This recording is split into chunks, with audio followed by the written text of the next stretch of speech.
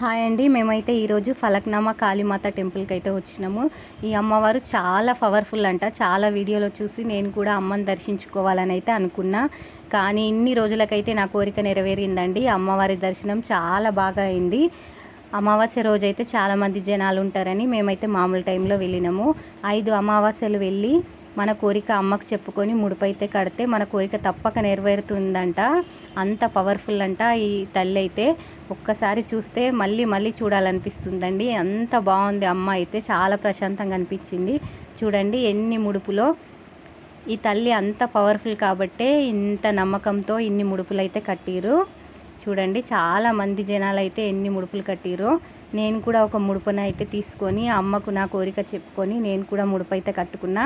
మళ్ళీ మీరు ఎంతమంది ఈ గుడికి వెళ్ళిరు, నిజమా కాదా, మీ కోరిక నెరవేరిందా చెప్పండి కామెంట్లో.